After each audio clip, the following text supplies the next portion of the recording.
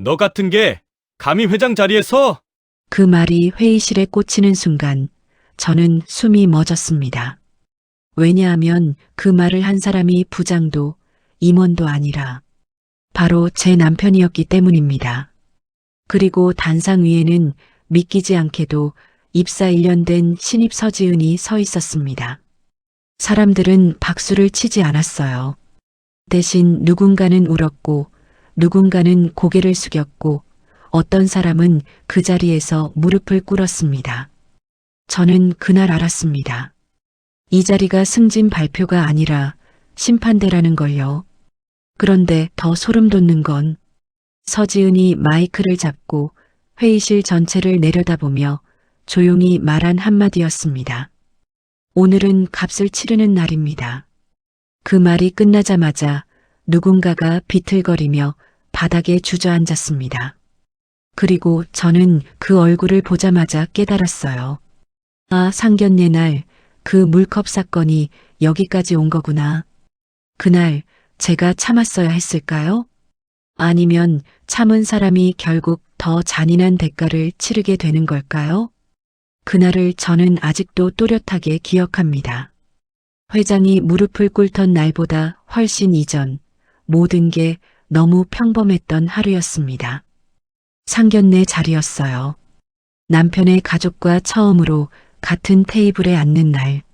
저는 새벽부터 일어나 국을 끓였고 반찬을 다시 데웠고 거울 앞에서 머리를 몇 번이나 묶었다 풀었다를 반복했습니다. 괜히 손이 떨려서 컵을 잡은 채 한참을 서 있었어요. 괜히 말 많이 하지 마. 남편은 차 안에서 그렇게 말했습니다. 그 말이 왜 그렇게 가슴에 걸렸는지 그땐 몰랐어요. 식당은 조용했고 테이블은 길었고 사람들 사이의 거리는 이상하게 더 길었습니다. 시어머니는 제 얼굴을 위아래로 훑어보며 미소를 지었고 시아버지는 말없이 물만 마셨습니다. 그리고 그 자리에 서지은이 있었습니다. 그때는 몰랐어요. 저 아이가 나중에 제 인생을 통째로 뒤집어 놓을 줄은요. 서지은은 조용했습니다. 말이 없었고 시선도 낮았고 젓가락을 들 때마다 살짝 손이 떨렸습니다. 회사 신입이라더군요. 요즘 애들은 참 똑똑해. 누군가가 웃으며 말했을 때 저는 괜히 그 아이 쪽을 한 번 더 봤습니다. 그 순간이 모든 시작이었습니다. 제가 물을 따르다 정말 사소하게 정말 말도 안 되게 컵을 쳤습니다. 찰랑 물이 테이블 위로 쏟아졌고 흰 셔츠 위로 번졌고 바닥으로 떨어졌습니다. 그리고 서지은의 무릎 위로도 흘러내렸습니다. 정적이 내려앉았습니다. 사람들의 젓가락이 멈췄고 숟가락이 테이블 위에 닿는 소리만 크게 울렸어요. 아, 죄송해요. 제가. 저는 일어나서 휴지를 잡았고 손을 뻗었습니다. 그때 누군가가 말했습니다. 이런 데서도 실수하네. 남편의 목소리였습니다. 작게 말했는데 이상하게도 모든 사람이 들었습니다. 저는 손을 멈췄습니다. 서지은은 고개를 숙인 채 아무 말도 하지 않았어요. 젖은 셔츠를 손으로 가리고 그냥 앉아 있었습니다. 그날 저는 처음으로 알았습니다. 사과보다 먼저 나오는 건 항상 체면이라는 걸요. 집으로 돌아오는 길에 차 안은 더 조용했습니다. 라디오는 꺼져 있었고 창밖에 불빛만 흘러갔어요. 왜 그렇게 예민하게 굴어? 남편이 말했을 때 저는 대답하지 않았습니다. 대답하면 제가 더 작아질 것 같았거든요. 그런데 이상한 건 그날 이후부터였습니다. 서지은이 자꾸 제 앞에 나타나기 시작한 건 회사 행사에서, 엘리베이터에서, 회의실 복도에서 항상 고개를 숙이고 항상 조용히 인사했습니다. 안녕하세요. 딱 그 한마디만. 저는 그 인사가 왜 그렇게 무겁게 느껴졌는지 그땐 몰랐어요. 그리고 어느 날 회사 로비에서 마주쳤을 때 서지은이 저를 불렀습니다. 그날 물컵 기억하시죠? 저는 숨을 멈췄습니다. 사과하려는 줄 알았어요. 아니면 원망하려는 줄 알았어요. 그런데 서지은은 고개를 더 깊이 숙이며 말했습니다. 괜찮았습니다. 하지만 그날 이후로 저는 결심했습니다. 무엇을요? 제가 묻자 서지은은 잠시 망설이다가 이렇게 말했습니다. 다시는 아무 말도 못하는 사람이 되지 않겠다고요. 그 한 문장이 제 가슴에 그대로 박혔습니다. 그날 밤 저는 잠을 못 잤습니다. 왜냐하면 그 아이의 말이 이상하게도 저한테 하는 말처럼 들렸거든요. 그리고 그때는 몰랐습니다. 그 결심이 몇 년 뒤 회의실 바닥에 누군가를 무릎 꿇게 만들 줄은요. 지금도 저는 묻고 있습니다. 그날 제가 컵을 쳤던 건 실수였을까요? 아니면 누군가의 인생을 깨우는 신호였을까요? 서지은이 변하기 시작한 건 그날 이후 조용히였습니다. 사람들은 그걸 성장이라고 불렀고 저는 준비라고 느꼈습니다. 회사에서 서지은은 더 이상 회의실 맨 끝에 앉지 않았습니다. 발언을 했고 메모를 했고 질문을 했습니다. 그 질문들이 이상하게도 항상 같은 사람들을 향하고 있다는 걸 처음 알아챈 건 저였습니다. 재무팀, 구매팀, 그리고 남편이 있는 전략기획팀. 요즘 신입이 질문이 많네. 남편은 웃으면서 말했지만 그 웃음이 예전 같지 않았습니다. 입은 웃고 있는데 눈은 항상 서지은을 따라갔거든요. 어느 날 밤 남편은 집에 늦게 들어왔습니다. 셔츠는 구겨져 있었고 넥타이는 풀려 있었고 손은 미세하게 떨리고 있었습니다. 무슨 일 있어? 제가 묻자 남편은 냉장고 문을 열며 말했습니다. 회사 일이야. 신경 쓰지 마. 그 말이 왜 그렇게 비어 보였는지 그땐 몰랐습니다. 며칠 뒤 회사 로비에서 서지은을 다시 만났습니다. 그 아이는 평소처럼 인사를 하더니 제 손에 얇은 봉투 하나를 쥐어주었습니다. 집에 가서 혼자 있을 때 보세요. 그 말이 너무 조용해서 오히려 더 무서웠습니다. 집에 와서 남편이 샤워하러 들어간 사이 저는 봉투를 열었습니다. 안에는 서류 몇 장과 USB 하나. 서류 맨 위에는 제 남편의 이름이 있었습니다. 거기에는 거래 날짜, 금액, 서명, 그리고 제가 처음 보는 회사 이름들이 적혀 있었습니다. 숫자는 크지 않았어요. 그게 더 무서웠습니다. 큰 돈은 항상 이렇게 시작하니까요. USB를 노트북에 꽂았습니다. 파일 하나가 열렸고 제 남편의 목소리가 흘러나왔습니다. 이건 기록 남기지 마. 말로만 해. 서류는 나중에 정리할게. 그 순간 제 손에서 마우스가 떨어졌습니다. 욕실에서 물소리가 들렸습니다. 남편은 아직 모르고 있었습니다. 제가 이미 알게 됐다는 걸. 그날 밤 저는 잠을 자지 않았습니다. 서류를 다시 보고 녹음을 다시 듣고 시간을 확인하고 날짜를 연결했습니다. 그리고 하나의 그림이 보이기 시작했습니다. 서지은의 질문들, 재무팀의 침묵, 구매팀의 잦은 회식, 그리고 남편의 늦은 귀가 모두 같은 선 위에 있었습니다. 다음 날 회사 회의실에서 서지은이 처음으로 이름을 불렀습니다. 이 건 전략기획팀에서 설명해 주시죠. 사람들의 시선이 한꺼번에 남편에게 쏠렸습니다. 남편은 자리에서 일어났습니다. 프레젠테이션 화면이 켜졌고 그는 말을 시작했습니다. 그런데 서지은이 말을 끊었습니다. 그 부분 말고요. 이 서류의 공백 누가 지웠습니까? 회의실이 조용해졌습니다. 너무 조용해서 에어컨 소리만 들렸습니다. 남편은 웃었습니다. 예전처럼 자신 있는 웃음이었습니다. 신입이 뭘 안다고. 그 말이 끝나기 전에 서지은이 리모컨을 눌렀습니다. 화면이 바뀌었고 제 남편의 목소리가 회의실 스피커로 울려 퍼졌습니다. 이건 기록 남기지 마. 말로만 해. 사람들의 얼굴이 하나씩 굳어갔습니다. 그때 서지은이 말했습니다. 이건 첫 번째 파일입니다. 저한테는 13개가 더 있습니다. 그 순간 저는 알았습니다. 이건 고발이 아니라 심판이라는 걸. 회의는 중단됐고 사람들은 하나둘 자리를 떴습니다. 남편은 의자에 앉은 채 한동안 움직이지 못했습니다. 집으로 돌아오는 길에 그는 아무 말도 하지 않았습니다. 집에 들어오자마자 그는 저를 보지 않고 말했습니다. 너 알고 있었지? 저는 대답하지 않았습니다.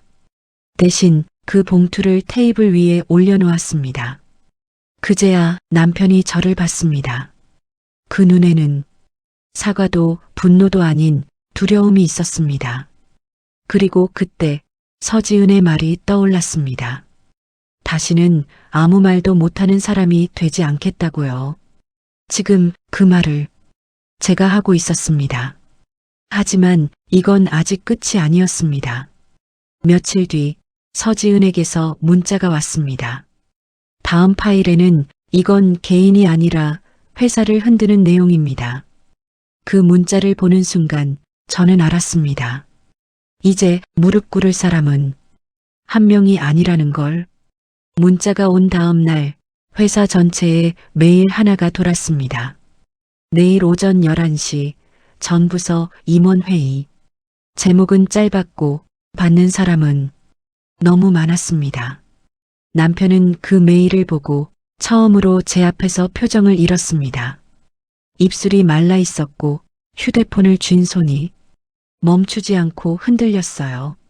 무슨 회의야? 제가 묻자 남편은 대답하지 않았습니다. 대답 대신 외투를 집어들고 나갔습니다. 그날 아침 저는 회사 로비로 갔습니다. 일이 있어서가 아니라 확인해야 할 게 있어서요. 엘리베이터 앞에서 서지은을 만났습니다. 그 아이는 평소처럼 고개를 숙이지 않았습니다.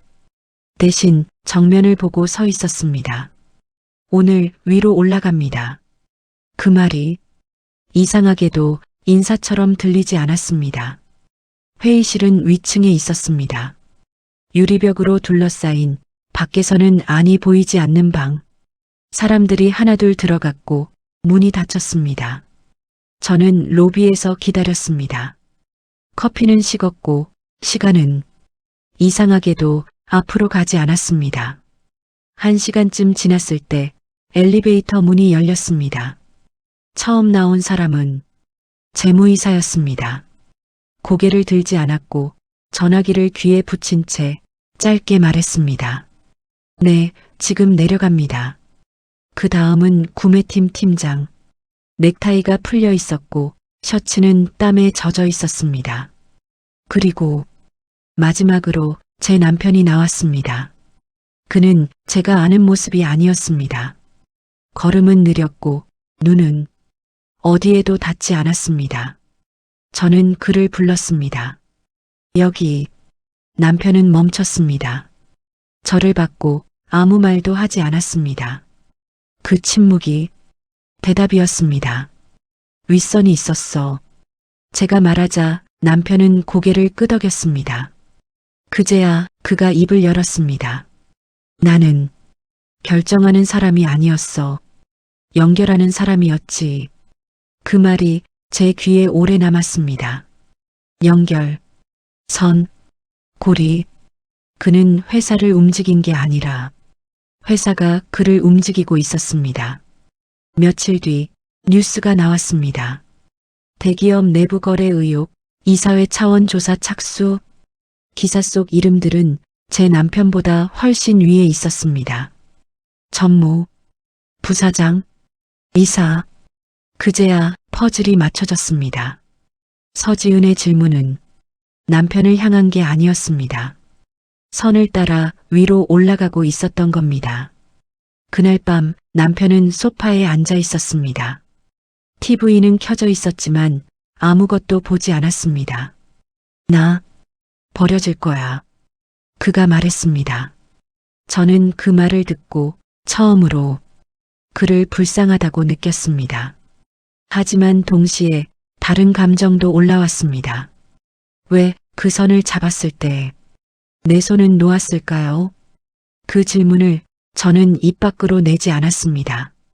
며칠 후 서지은에게서 다시 연락이 왔습니다. 이제 마지막 단계입니다. 증거는 충분합니다. 남은 건 선택입니다. 선택. 그 단어를 보는 순간 저는 알았습니다. 이 이야기는 회사만의 이야기가 아니라 제 이야기이기도 하다는 걸.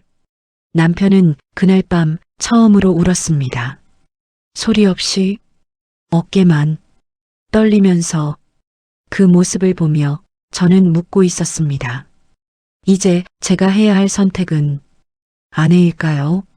아니면 증인일까요? 청문회장은 아침부터 조용했습니다.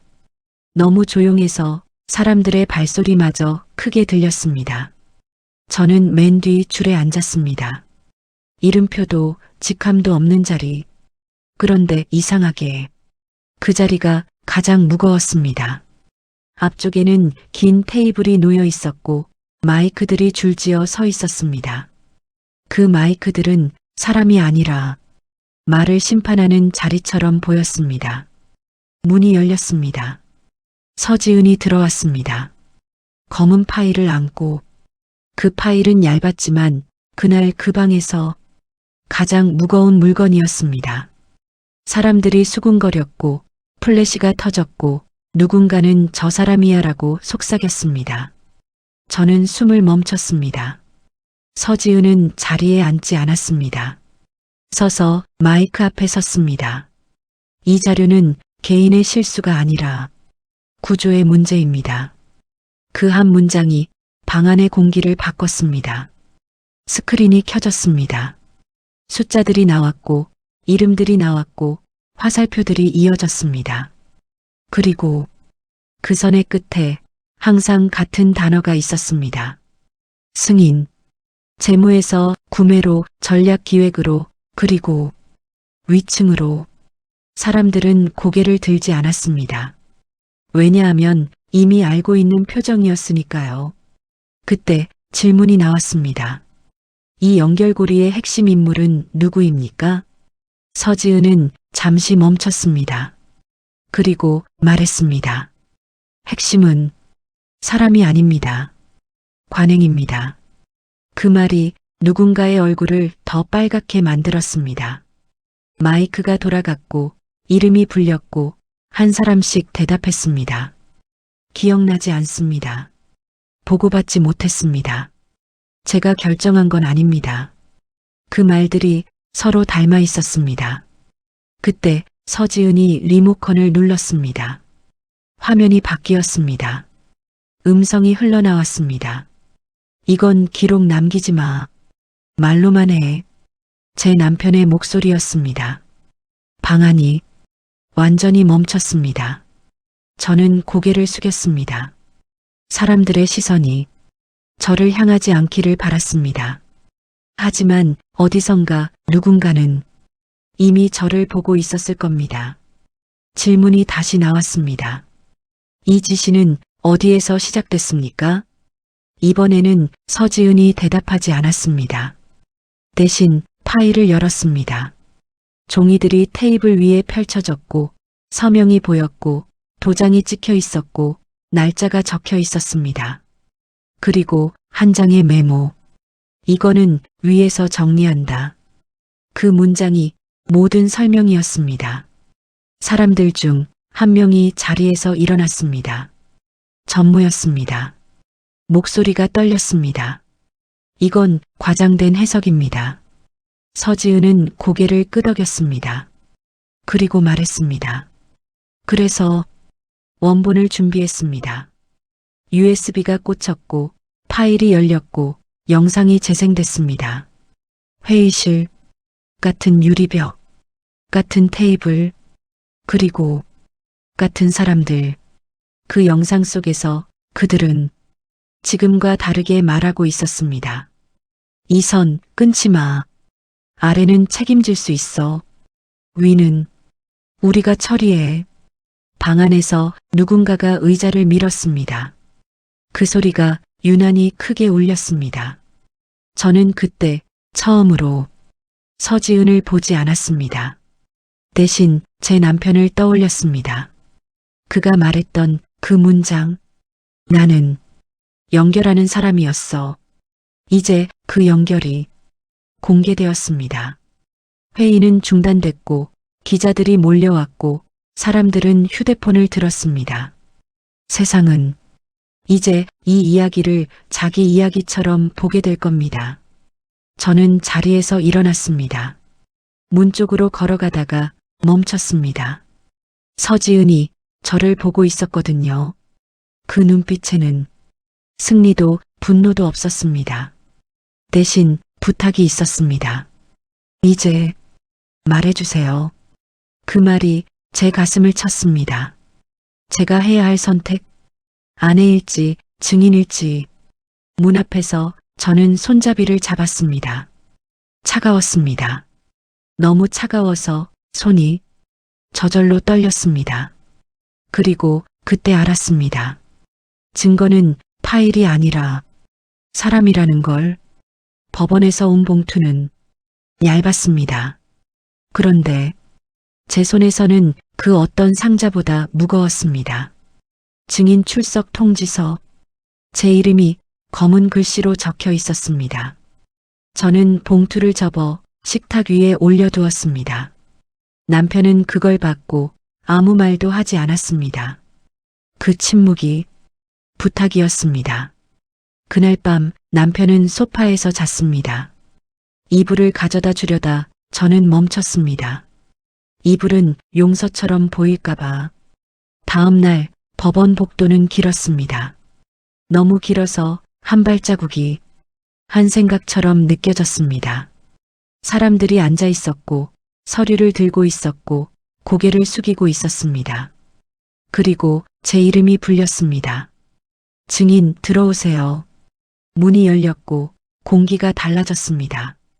판사는 위에 앉아 있었고 변호사들은 아래에 서 있었고 저는 그 사이에 서 있었습니다. 마이크가 제 앞으로 왔습니다. 차가웠습니다. 손잡이처럼. 이 자료를 누구에게서 받았습니까? 질문은 간단했습니다. 그게 더 무서웠습니다. 저는 서지은을 떠올렸습니다. 그리고 제 남편을 떠올렸습니다. 두 사람의 얼굴이 겹쳤습니다. 증인은 이 녹음 파일의 목소리가 피고인의 것이라는 걸 확인할 수 있습니까?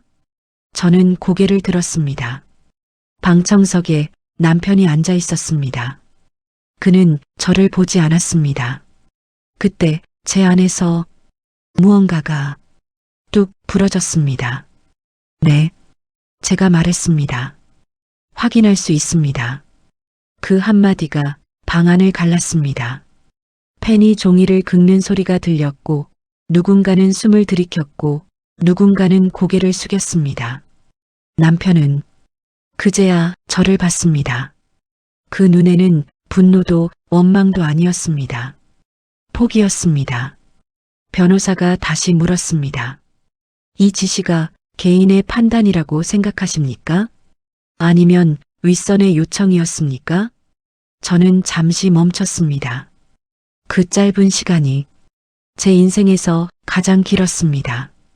윗선이었습니다. 제가 말했습니다. 그 말이 제 입에서 나오는 순간 저는 알았습니다. 이제 돌아갈 수 없다는 걸. 휴정이 선언됐고 사람들이 움직였습니다. 저는 자리에 앉았습니다. 다리가 제 다리가 아닌 것 같았습니다. 복도에서 서지은이 서 있었습니다. 고맙습니다.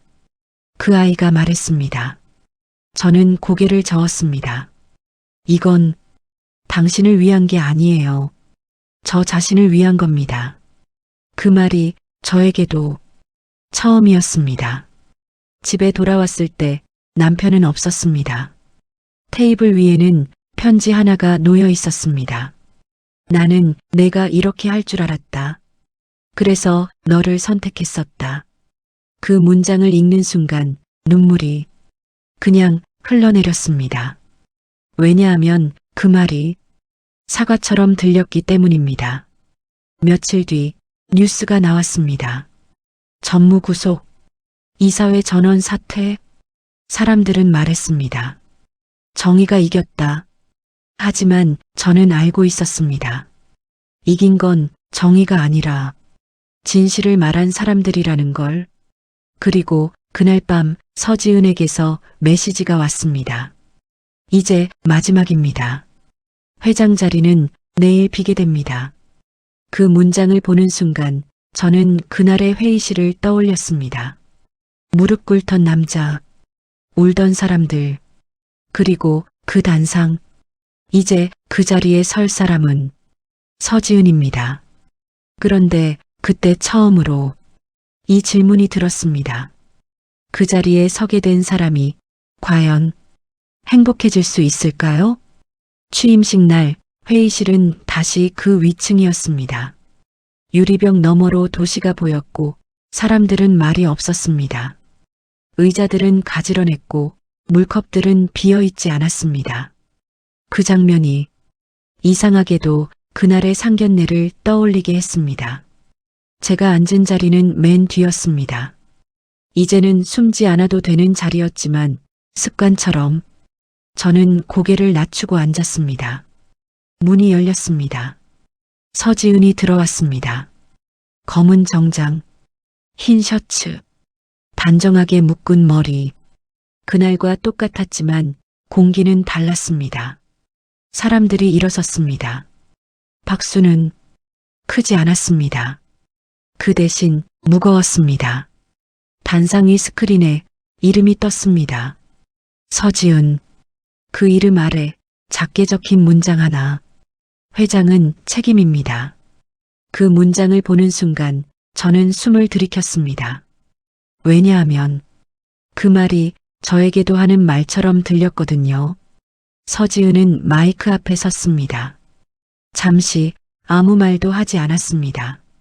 그 침묵이 이상하게도 모든 말보다 길었습니다. 그리고 입을 열었습니다.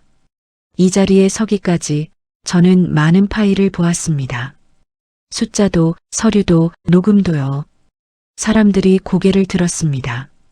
그런데 서지은이 말을 멈췄습니다. 그리고 제 쪽을 봤습니다. 정확히 저를 봤습니다. 가장 중요한 증거는 파일이 아니었습니다. 회의실이 다시 조용해졌습니다. 그날 상견례 자리에서 물컵이 쏟아졌을 때 아무도 일어나지 않았습니다. 아무도 먼저 괜찮냐고 묻지 않았습니다. 사람들의 얼굴이 하나씩 굳어갔습니다. 그때 저는 알았습니다. 이 회사에서 문제가 되는 건 실수가 아니라 침묵이라는 걸. 그 말이 제 가슴을 쳤습니다. 서지은은 다시 말했습니다. 그래서 회장이 되기로 결심한 게 아닙니다. 침묵하지 않기로 결심했을 뿐입니다. 그 문장이 끝났을 때 누군가가 작게 박수를 쳤습니다. 하나, 둘, 셋. 박수는 커지지 않았습니다. 대신 회의실 전체로 천천히 퍼졌습니다. 저는 그제야 고개를 들었습니다. 서지은의 눈과 제 눈이 마주쳤습니다.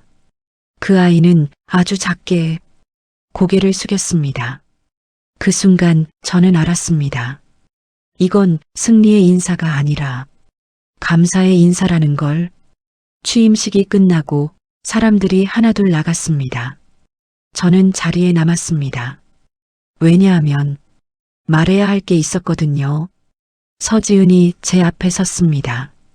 그날 왜 제 편을 들어주셨나요? 그 아이가 물었습니다. 저는 잠시 생각했습니다. 그리고 이렇게 말했습니다. 당신 편이 아니라 제 편을 들었어요. 서지은은 웃지 않았습니다. 대신 고개를 끄덕였습니다. 유리병 너머로 도시가 보였습니다. 사람들은 자기 자리로 돌아가고 있었습니다. 그 장면을 보며 저는 마지막으로 이 질문을 했습니다. 이 모든 일의 끝에서 저는 어떤 사람이 되었을까요? 증인은 아내였고, 아내는 증인이었고, 그 사이 어딘가에 제가 있었습니다. 몇 달이 흘렀습니다. 도시는 변하지 않은 것처럼 보였고, 회사 건물도 그대로 서 있었지만, 안은 완전히 달라져 있었습니다. 로비의 안내판이 바뀌었고, 회의실 문 앞에는 새로운 문장이 붙었습니다. 침묵은 선택이 아니라 책임이다. 사람들은 처음엔 그 문장을 그냥 지나쳤습니다. 하지만 회의실에 들어가기 전 한 번 더 보게 됐고 고개를 들게 됐습니다. 저는 다시 그 자리에 섰습니다. 처음 서지은을 만났던 그 로비, 물컵을 들고 잠시 멈췄습니다. 예전 같았으면 손이 떨렸을 겁니다. 쏟을까봐, 실수할까봐, 누군가의 눈치를 볼까봐. 하지만 그날 제 손은 떨리지 않았습니다. 회사 사람 하나가 다가와 작게 말했습니다. 그때 고맙다는 말 못했습니다. 저는 웃었습니다. 크게도 작게도 아닌 그냥 괜찮은 웃음이었습니다. 집으로 돌아오는 길에 휴대폰이 울렸습니다. 서지은이었습니다. 아직도 물컵을 들면 그날이 떠오르세요? 저는 잠시 생각하다가 이렇게 답했습니다. 네. 하지만 이제는 부끄러운 날이 아니라 시작한 날로 기억해요. 그 메시지를 보내고 창밖을 봤습니다. 사람들이 각자 길을 걷고 있었습니다. 누군가는 고개를 숙이고 누군가는 앞을 보고 그 모습을 보며 저는 깨달았습니다. 이 이야기는 회장과 증인의 이야기가 아니라 고개를 들기로 한 사람들의 이야기라는 걸. 집에 도착해 신발을 벗고 테이블 위에 물컵을 올려놓았습니다. 그 물은 조용했습니다. 흔들리지 않았습니다. 그리고 저도 흔들리지 않았습니다. 사람은 누구나 한 번쯤은 고개를 숙인 채 살아갑니다. 하지만 세상이 바뀌는 순간은 누군가가 고개를 드는 순간부터 시작됩니다.